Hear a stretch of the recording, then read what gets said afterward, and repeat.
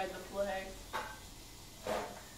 So, I will begin at the beginning and go to the end, and then stop. All's Well That Ends Well is set mostly in France, but also in Florence.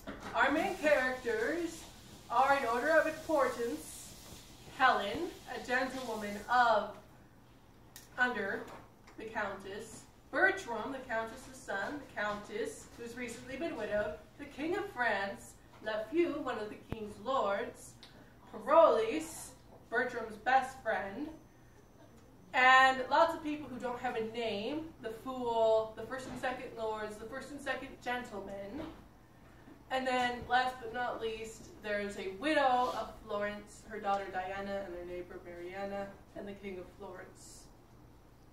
So, let's see.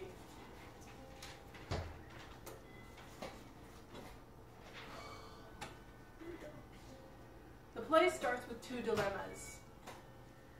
The first one, on the grand scale, is the King of France is dying of an incurable ailment. I can't tell you exactly what it was, because they had different names for things back then. But I think it was kind of like a hernia, only it was like inside. It sounded nasty. So, the other, on a smaller scale dilemma, is that Helen is in love with Bertram, who never notices her at all, except as like a servant because she works for his mother. She thinks she can never marry Bertram because she is of lesser birth. But when she's talking to Parolles, Bertram's friend, something he says in their friendly / not so friendly banter gives her an idea. Bertram has been placed because of his father's death under the care of the King of France, one who is dying. So he's completely subject to whatever the king wants because he's not of age yet to inherit, his estate. So Helen's father was a doctor. Well, they call it a surgeon. And she happens to know there's a cure for the king's ailment that her father used to use. So she goes to France with the Countess's blessing because she finds out that Helen's in love with her son, and she's all for it. So she's like, go by all means and cure the king, I will help you. So Helen goes. The king does not want her to try because he's had so many tries and failures that he's just done with it. He's like, just let me die, let it go away. And Helen gives this inspired speech, and I'm going to read a little bit of it. When she says, great floods have flown from simple sources, and great seas have dried, when miracles have by the greatest been denied. Oft expectation fails, and most oft there, where most it promises, and oft it hits, where hope is coldest and despair most shifts.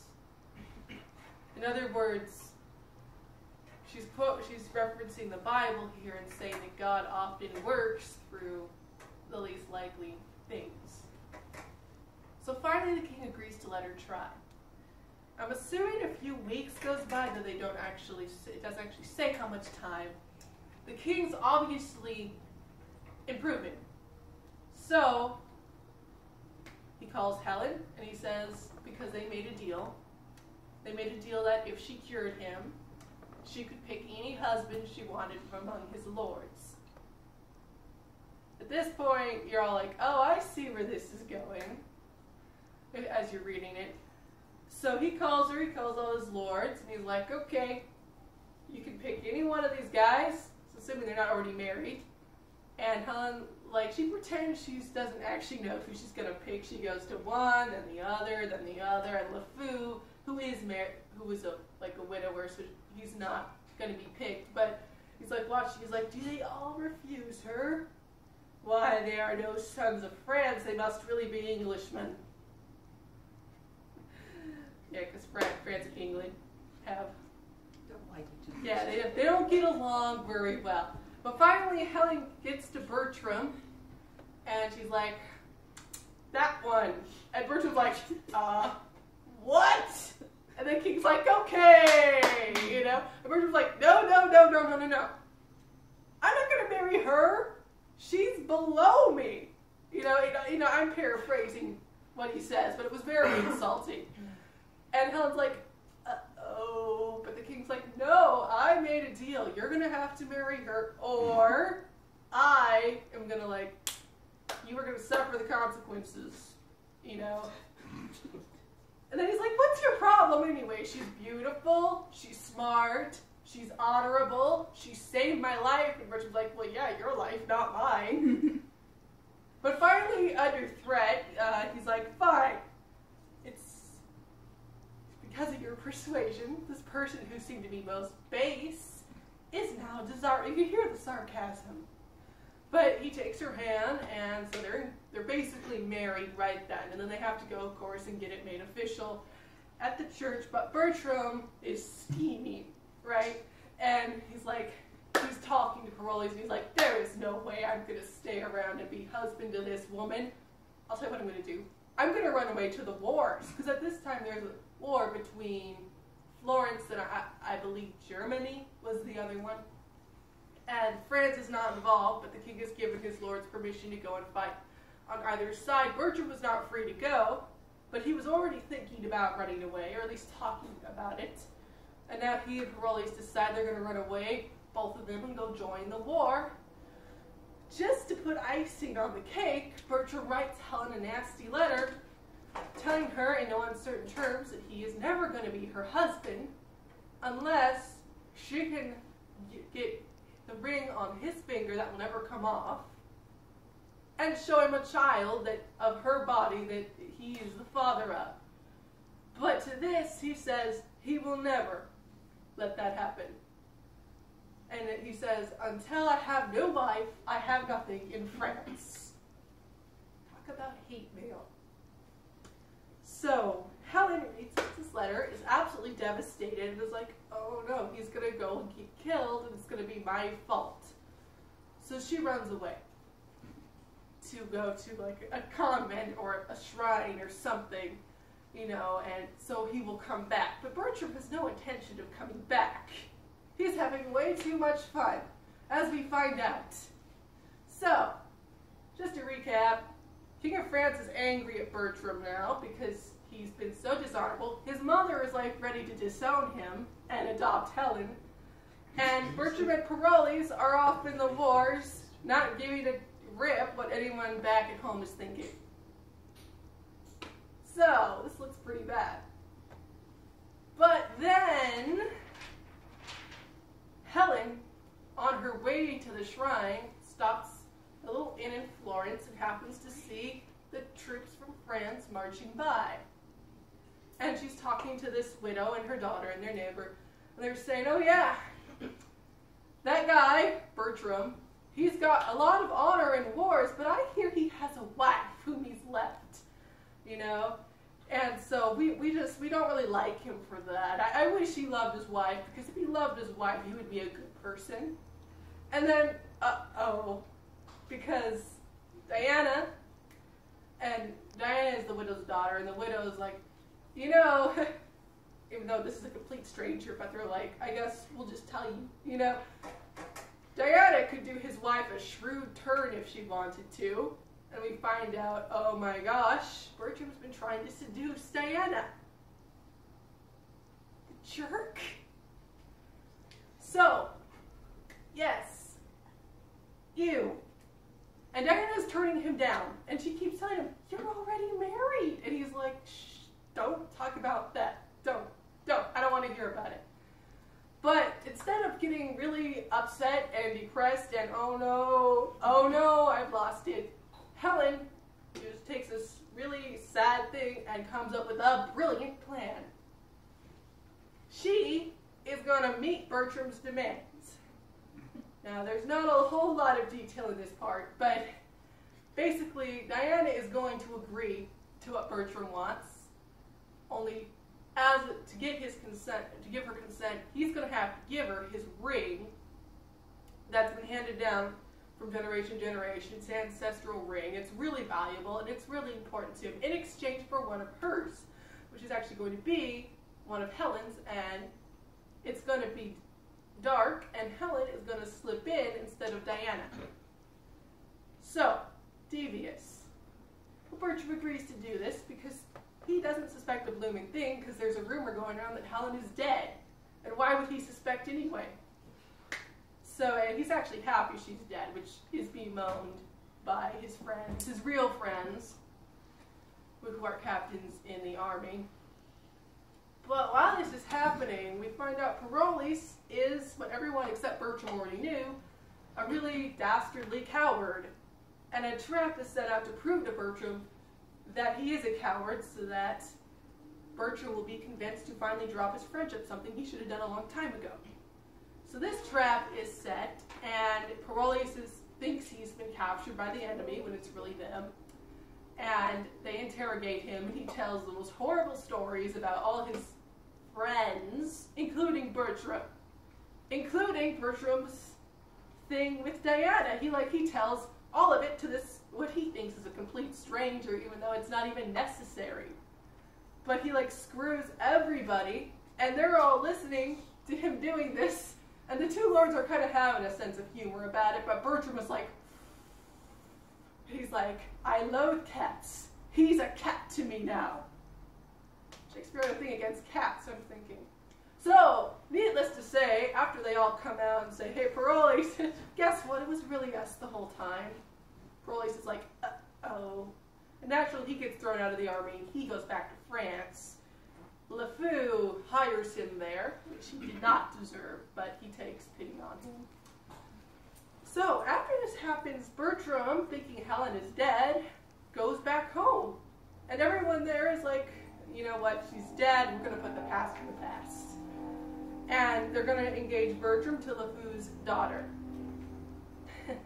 Because they think Helen is dead. And Bertram's going to go along with it because he seems to like her. But what should happen?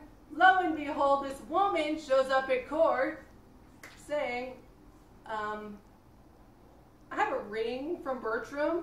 He's engaged to me. And they're like, and then they're like, wait, let me see that ring. The ring on Bertram's finger, that is, because, I'm getting confused, sorry. Right before this happens, actually, they see the ring on Bertram's finger, and the king's like, hey, I gave that ring to Helen. How did you get, oh no. And the king's like, you murdered your wife? Yeah. And Bertram's like, I never saw her with this ring on. I've never seen her since I left. I couldn't have murdered her. I had this from someone in Florence, and they're like, we don't want to hear it. We know this is her ring. And the countess was like, yeah, I've seen her wear it. So he's already under arrest. And then Diana shows up and basically makes the whole thing worse by saying, he's engaged to me. And then she tells them what happened, and they're like, you. Useless, good for nothing. Just, how dare you? They're just like, Bertram. So Diana has his ring. She has his ring, and they're like, you gave her your ancestral ring just so you could have your, what is wrong with you? And then Diana, turns the story around by saying, actually, it's not me. And they're like, what? Okay, she's crazy. Take her out. She's like, no. No. I have proof. I have a veil. To prove that I'm not lying. And then she gives them this riddle, she who is dead is quick, which means pregnant. And they're like, huh? Then she's her mother comes, and then they call Helen out, and everyone's like, and the king's like, are you a ghost? Is there an exorcist here? What am I seeing? And then Helen says, hi, pretty much. I know I'm supposed to be dead, but I'm actually pregnant. And guess what, Bertram? You're the father, and I can prove it. So, I'm at your terms. And Bertram's like, how the heck? And then he says this. He says, if she can make this known to me for sure, I will love her the rest of my life. And I'm like, it's about time. And then the king's like, I'm going to read what the king says. All seems well, and if it ends so meet, the bitter being past, more welcome is the sweet. And he also promises Diana a husband from among his lords, because that worked so well the last time he did that. But she deserves it. The whole story over again. She deserves it, right? So, that is all's well that ends well. And I just have a couple quotes that I've got to read because they're so awesome. This is at the end, in the epilogue. The king's a beggar, now the play is done. All is well ended if this suit be won. That you express content, which we will pay, with strift to please you, day exceeding day. Ours be your patience then, and yours our parts. Your gentle hands lend us, and take our hearts. In other words, if you are satisfied with how this play ended, then it ended well. Yes? What if we're not? Interesting, because I read a commentary, just a second, at the end of this person who's like, not a lot of people are satisfied with this play. And they gave this really stupid analysis of the play that I didn't agree with at all. So, I believe Shakespeare had something he was trying to tell us in this play. And I think it's kind of in this one quote from it, which I believe is from the First Lord in the army, when they're talking about Bertram and his mistakes that he's made. And they're just talking about life in general. It's a really good conversation. They say, the web of our life is of a mingled yarn, good and ill together. Our virtues would be proud if our faults whipped them not, and our crimes would despair if they were not cherished by our virtues. So, in other words, good. We all have good parts. We all have bad parts. And life is good and life is bad. So, in the end, I think this play is really about forgiveness. Because Helen never does anything wrong, really, through the whole thing. And all she's really trying to do is get Bertram. And he is the one who makes a lot of mistakes. And by the end of it, she saves his life, and pretty much his reputation, and pretty much his relationship with his mother. She saves everything, and he finally acknowledges that she's worthy of love. And he's not. He doesn't deserve her, but she loves him so much she's willing to forgive him. And so, as the king says, the bitter is gone, more welcome the sweet, if you believe that's what's going to happen. What was it, Julia? So she does end up with Bertram? They do Yes. get married? That's you that's didn't the get that question. at the end? Did you get that at the end? He takes off his ring and gives it to Diana. But then Helena takes the ring, or no, she doesn't take the ring, but she's the one who goes in with him when they're married. And then They don't get married. yes, doesn't she marry Diana? Does No. he not marry Diana? No. No? No, he doesn't marry Diana. He and Helen are still married. But they thought she was dead, and so is that why he gave his ring to Helen? No. He gave his ring to Diana so she would Diana, do what so he sorry. wanted. Diana gave it to Helen, and it gave him Helen's ring. So they caught him at the end. So it's not a finished ending. It's like Yes, no, you because could- he ends It's up with... finished if you let it be finished. That's basically what the epilogue is saying. If you're content with how they say that it's going to end, that's the way it ends. What if you don't want it to finish? Well, then you can join the many people who don't really like this play's ending and think that Helen got a bad deal out of everything and that she's not a really consistent character, but that's not the way I think, having read the whole thing. So, anyway, I wish I could keep talking about this, but I still have to read